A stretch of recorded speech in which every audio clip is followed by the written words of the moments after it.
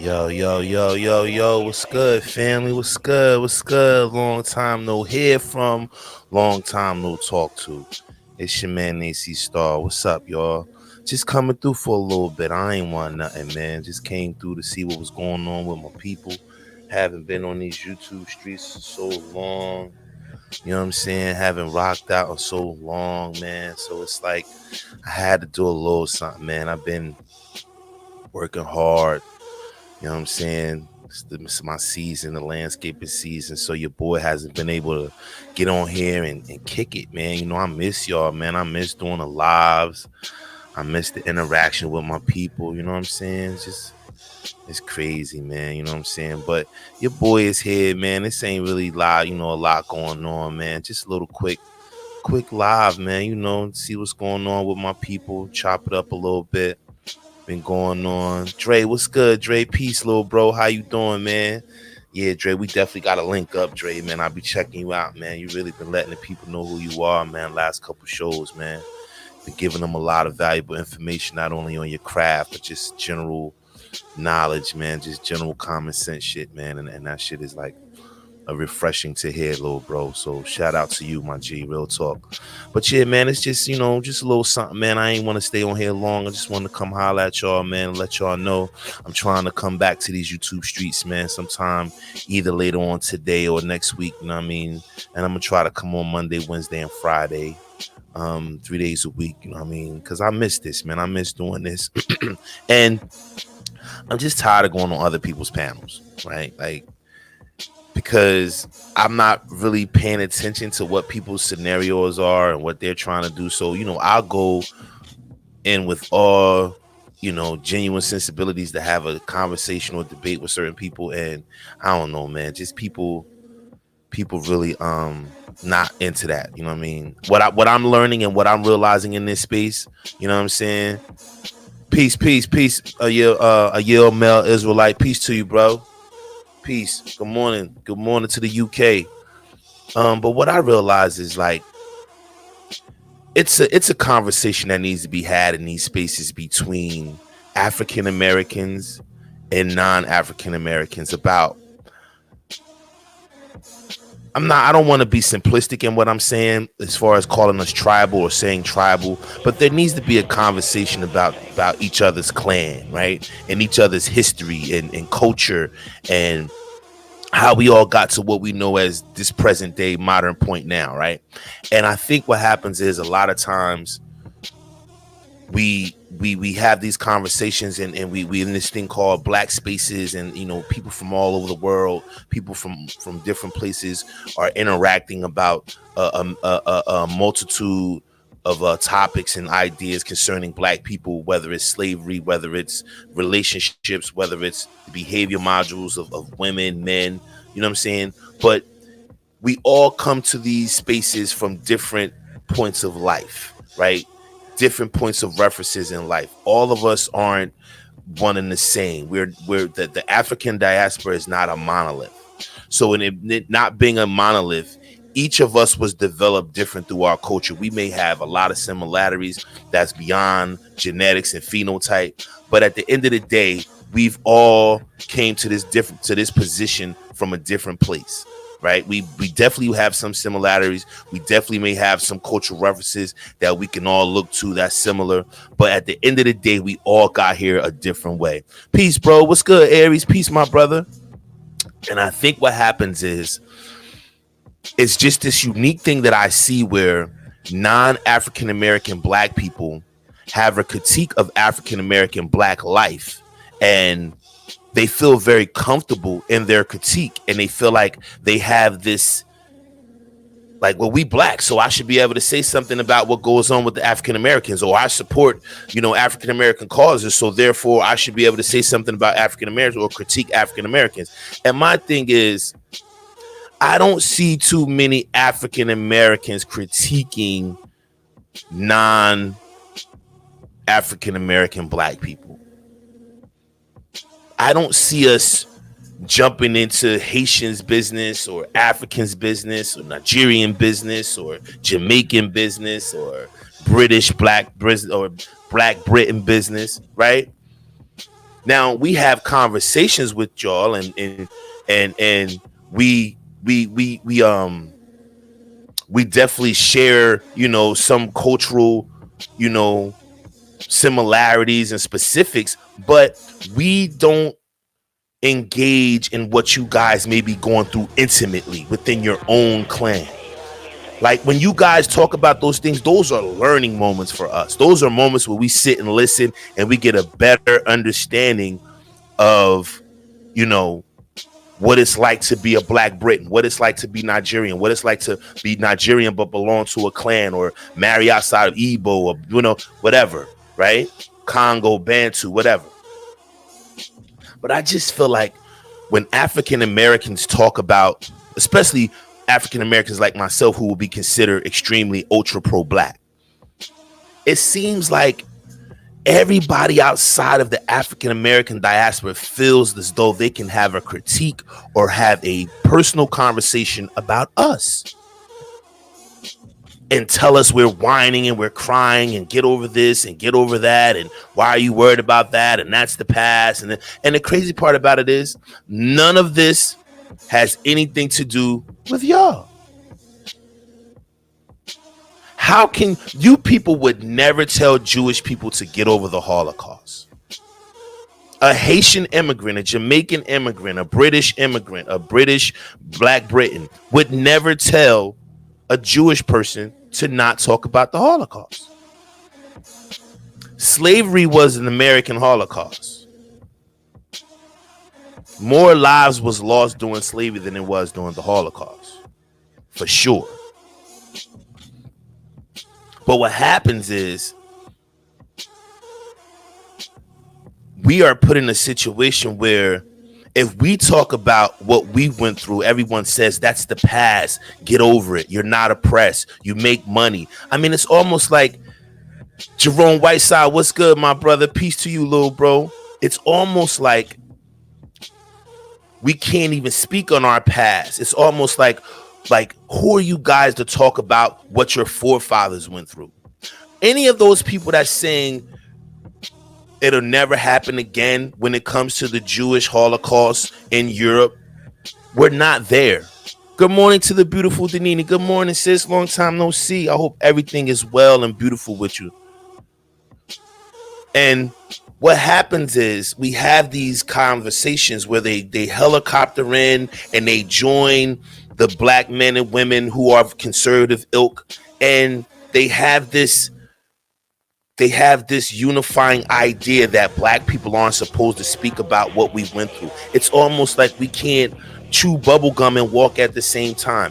I can talk about the oppression of of America and still be a successful Black man. If we're not paying attention to all these plethora of stories that's coming out of video of cops assaulting Black men that's been in vaults for 2 years and now it's coming out and the cops are lying and you hear the words of the police officers, I hope he don't got HIV, all this crazy nonsense, right? Those are just Black stereotypical denigrating propagandist words that are used by the white populace when they see us because they don't value us. The Africans and the Jamaicans and the Haitians that think that they can talk about our issues don't value us. They don't value that our forefathers died, our forefathers fought so that you guys that look like us phenotype wise can come to the country and be successful. If it wasn't for the civil rights era, none of you guys would be here. White people fought very hard to keep Black people in the back of the bus, under the basement, on the porch, not successful, right? It took courageous African Americans to step up to the forefront and do this. Not to say that we didn't have Africans, we didn't have West Indians that contributed, because Marcus Garvey contributed heavily to the Black cause in America. And unfortunately, he was undermined by some egotistical African Americans of biracial ancestry who felt as though his phenotype and his immigrant status didn't allow him to be at the forefront of any Black mission in America. But I need you guys to understand as you come here and you take advantage of America, the land of the free, the home of the brave, that this was set forth by African American bodies. America is our home. No matter how brutal and harsh it has treated us, black men and women have bled, and their blood is now ingrained into those bars and stripes. You can no longer say we didn't contribute. I don't care about how others feel about the flag. I know for a fact, I know men and women who've died on the battlefield for that flag. And I will not take their contribution to this country and throw it away because some people I align with don't like the flag. But I also can't take the continuous disrespect from non-black Americans who feel as though that they can say whatever they want to say to us and about us. Tell us that we shouldn't talk about slavery and we shouldn't talk about Jim Crow and the Confederate flag and oppression, and if we got a job and you know the government don't owe you nothing, the man don't owe you nothing. This country owes black people a lot. A lot.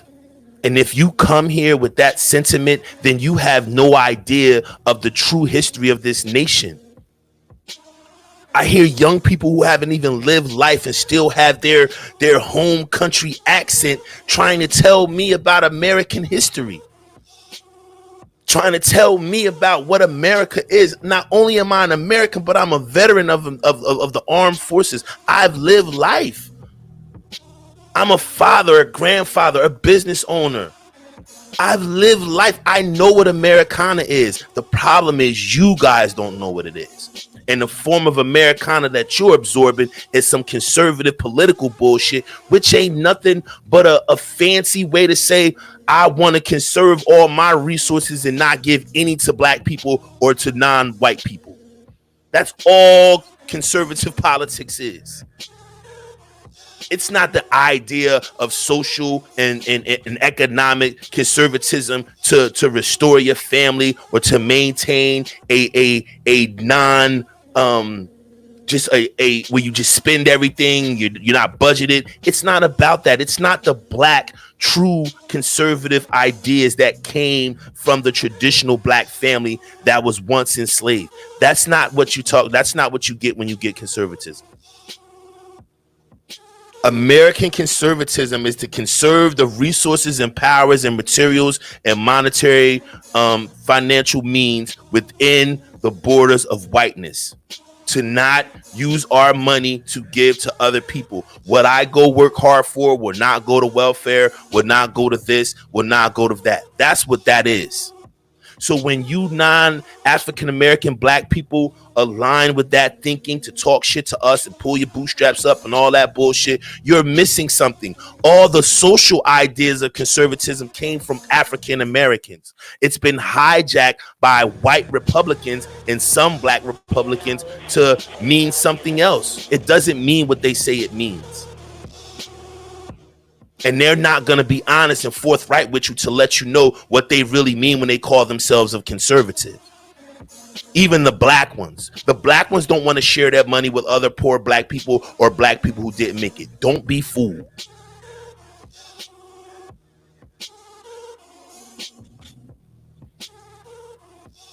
See, the problem is nobody values African Americans. Nobody. We don't value each other. The outside world don't value us, but everybody thinks they can tell us what our value is and how to attain that value. Be a high value man. Go to college, get a degree, blah, blah, blah, blah, blah, blah. Pull your pants up, all this nonsense. That shit doesn't make us valuable. Our contribution to the globe makes us valuable. And we've been contributing to this globe for a very long time. Paul Mooney said it best. Everybody want to be a nigga until it's time to be a nigga. Rest in peace, Paul Mooney. He said it best. He said it best. Black people contribute to everything in this world. We contribute to the GDP. We contribute to the fucking cool that this world thinks it has. Every commercial has hip hop in it. Every commercial has some fly black way of doing something. That's us. Motherfucker said to me yesterday, Jamaicans created hip hop. Kool Herc was a contributor to hip hop, but African Americans with the fucking in the Bronx having those motherfucking parties in the park, plugging the turntables in, that's what created hip hop. Black Americans. And not to take away from the bigs, not to take away from the Heavy D's, the Busta Rhymes, all the brothers that have black, but also have Jamaican, Haitian, Puerto Rican, not to take anything away from them. But we all know at the end of the day, the African American community was the catalyst for the hip hop culture. And now that shit is everywhere. And everybody want to act like we don't contribute. You go to people's channel and all they talk about is, well, what has black people done? What can we see? We have done every fucking thing. We built the greatest empire man has ever seen, called United States of America. For free. And it's crazy, the main people who talk shit to us is motherfuckers who immigrated here. Not who was born here, but immigrated here. And when they do it with such disdain and disrespect for our contribution to this country. It's almost like, oh, well, we came here to replace y'all because y'all ain't do a good enough job. Y'all lazy. I mean, we get this from our fellow black diasporians. And that's a word. Black people, African Americans, please stop letting the world determine our value on this global currency model. Please stop letting non-African Americans come in spaces and tell us what our value is. If you defend blackness, it's not going to make you pro-black. It's just going to make you defend who you are.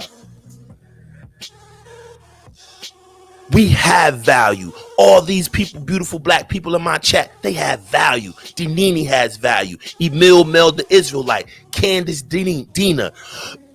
My man Aries. Miss FedEx. Good morning to you, sis. Peace. My brother Jerome Whiteside. These black people have value.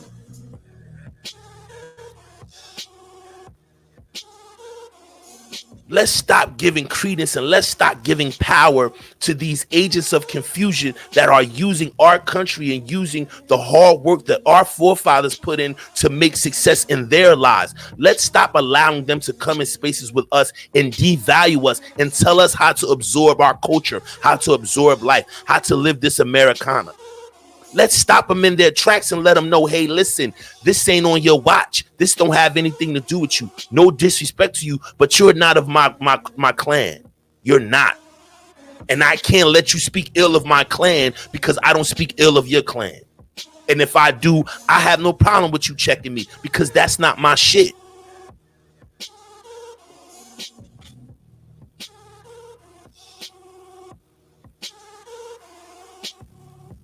It's not a good look, folks.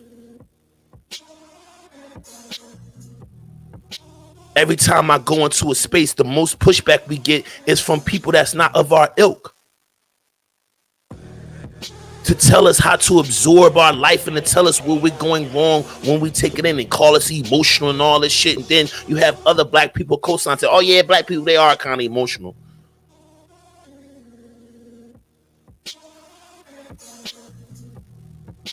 It's getting beyond the point of return now with this shit. I've had to argue with Cat Khartoum about black people and she talks shit about us. Then you have the whole black manosphere where they're set up, you know what I'm saying? Where they're set up to talk about black Americans and do what they do. Like it makes no sense to me. Good morning, Miss Sandy. Good morning to you. Peace and salutation to you, beautiful sister. I feel as though foreign blacks who support black Americans, I applaud the camaraderie. I applaud the alliance. But I hope that you guys can understand that in supporting us means supporting our endeavors to be seen as whole, right? Because what black Americans are trying to do, we're trying to get whole on the shores of America. It may take generations, it may take centuries, but our only goal right now is to become whole, to be seen as valuable pieces. Black Lives Matter, the organization ain't shit, but the idea that Black Lives Matter means that we are valuable too.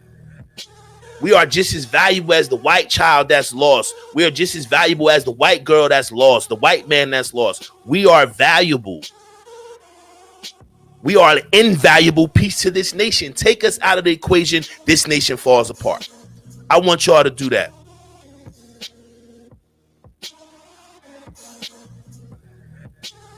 Right? And that's the whole thing. We're just trying to get whole. We're trying to deal with a complex situation that happened between us and the white community as a whole in this nation. That is not to take away from anybody. Peace, Psycho. Peace, Joe Dub. Quasi, my brother, what's good with you, broski? So it's amazing to me how we always have to, have these debates with non-African American people about how we should absorb and how we should go about living our Black lives. Like we don't tell Jamaicans and Haitians and West Indians how to live their lives in their country. We don't tell you all about your internal issues, none of that. Your cultural issues, your home front issues, none of that. African Americans rarely speak on other cultures or other ethnicities' issues intimately. You will not get that from us. That's not who we are. That's not how we function. We can barely talk about our own issues coherently, let alone go into you guys' issues. We don't know. Why do you think we were so in the 70s and 80s when we were introduced to our brothers and sisters from other places, why we were ignorant to who you were and what you were? So we called y'all names and shit like that because we was ignorant to who you guys were. Nobody told us that we had brothers and sisters throughout the globe that was like us, that went through trials and tribulations.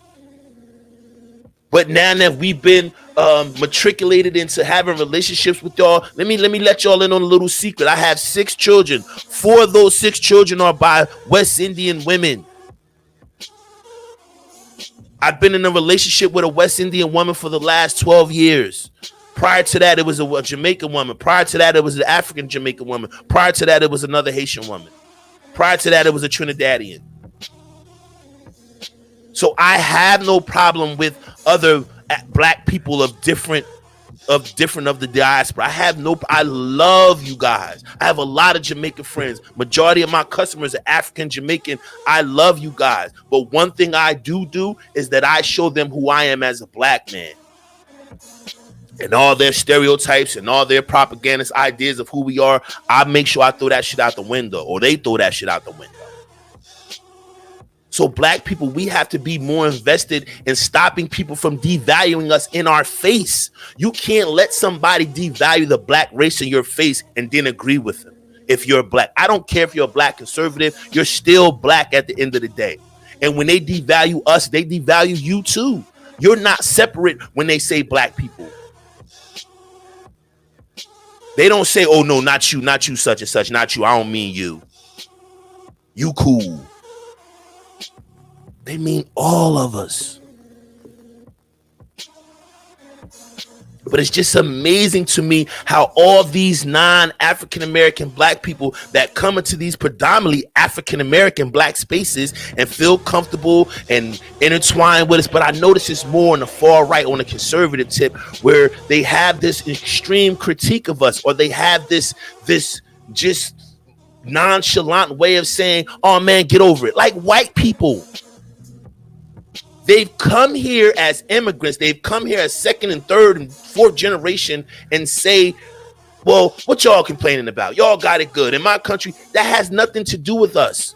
If you feel that way about your country, then go back to your country and fix it so it won't be like that. Don't come here telling us, well, if you was in my country, I'm not in your country. I'm in my fucking country that you came to be a part of. And this is no disrespect, because I got a lot of love from a lot of non-African American Black people in this space. No doubt about it. And I got love for them too. But it comes a time where we have to let you guys know that you guys don't have no fucking say in our lives. None. And if you feel that emboldened, you need to take a step back and say, what the fuck am I doing? I'm not African American. Just because I may contribute to a business or so, that doesn't give me the right to have an extreme critique. You're only contributing to one business. It's 60 million of us. That one contribution does not give you the right to critique the other 60 million.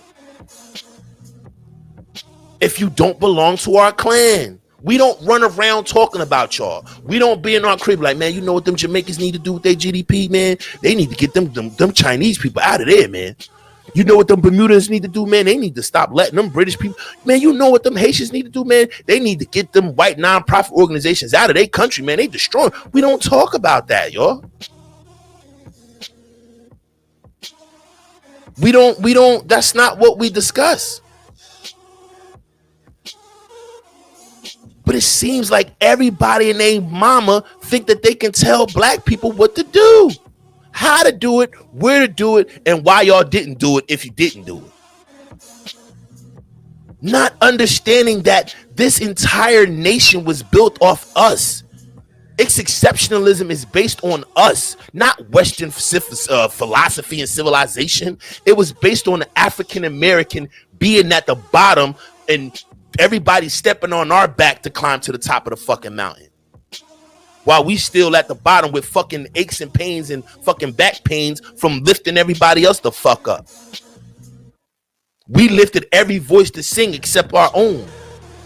And now the voices that we gave rise to wants to fucking tell us how to sing. Imagine you give a nigga a record deal and then this nigga come back and tell you how to run the record company. Well, nigga, I was the one who gave you your deal. Just a little tired of it, ladies and gentlemen. It's frustrating because a lot, I'm going on these panels and I'm saying what I'm saying, and it's like it's always just a person that's not black, that's not African American. And I don't say that 80s shit. I'm not Yvette Carnell and Tone Talks and fucking Tariq Nasheed trying to argue over which acronym is gonna get the bag. I'm an African American. I'm not changing it up. I'm not like, think about that. Descendant of slaves is kind of worse than African American. I'm sorry, but most people don't like it because they don't want the African part. Well, I don't want the slave. I don't want the descendant of slave part. I know that I'm a descendant of slave, but I'm cool with the walking around with the chain on my neck. I'm cool off that. We look around and we see all this mayhem when it comes to police brutality and all this killing each other in all these cities and shit. And you know what that is? Because we don't value each other. They don't value us. We don't value each other. Because we listen to these people who have determined that we have no value on the human scale. African Americans are seen as the most least valuable people in the world. And then you have black content creators like the Kevin Samuels. I love Obsidian. That's my man. I don't rock with him, but I like him as a person. I don't fuck with any of the rhetoric that he spews, but I like him. It's just something about the dude that I like. I don't know if it's his studious ways. I don't know what it is. His quick wit. I don't know. It's because we from the same area. I don't know. But when you go to these channels, you get such an anti-black sentiment from black people because these black people are talking about the less valuable black people, the people that they find as not valuable, not worth it, right? And then they want to create this black person with this Eurocentric idea of what value is, what beauty is, and then say, now if you take on this moniker, you'll be considered value. Where do you think he gets the high value man shit from, right? Because black people are low value in his eyes. Right? It's like you got to have some European ideology, and that gives you the currency to be considered valuable. Eurocentric dress, right? Eurocentric physical features. Get really skinny so we can see the bones in your face, right? So you can look European, shape your nose, right? Wear tight ass clothes. Now you're valuable. So So me rocking a dope sweatsuit and some dope sneakers and me walking by women and they like, damn, you look fly. That's not valuable because that's some hood shit. But I guarantee you, I'm more valuable than a nigga in a tight suit and a fanny pack across his chest. Guarantee you that. See, the value is in your contribution, not only to yourself, but into your life. And if you're contributing to life and you're totally aware of it and you stand on that, you're valuable and no one can take that away from you. And that's what we have to understand. When we start contributing to ourselves and contributing to our community and making our lives and making the lives around for the ones around us better, then we'll see the value. It'll be intrinsic. It'll be like a glowing light. You will have what we call shine. You notice when you dress fly and you looking good, the motherfucker, ooh, you shining like a diamond, like a penny. Value. The person seeing value in you. So y'all, let's stop all this shit. Let's value ourselves and let's push back on those who don't value us. Let's make sure we put those in their place who thinks it's okay to speak on our issues when they don't have a place to speak on our issues, because that is called a lack of respect. They do it because they think they're better than you. Somebody told them that.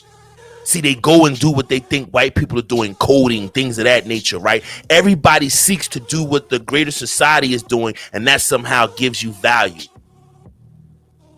But it's crazy how they use our music and they use our fashion, they use our lingo to do these things.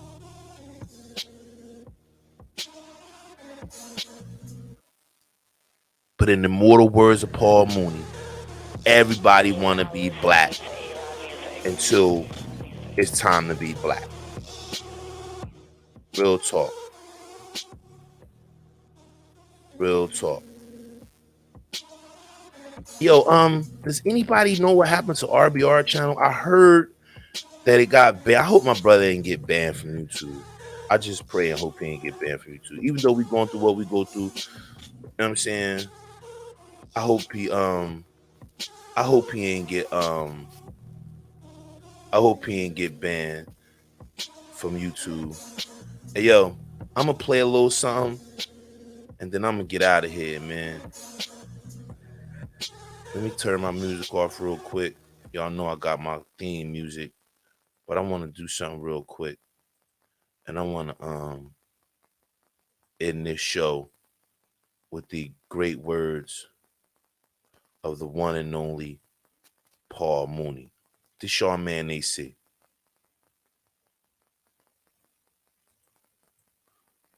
Can y'all hear? Push your one if y'all can hear this.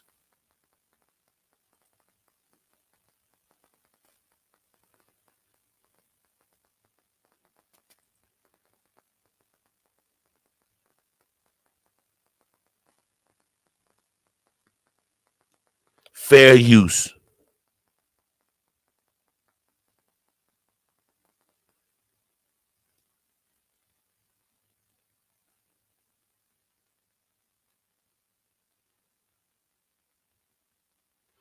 I'm gonna play that one more time. Play it one more time.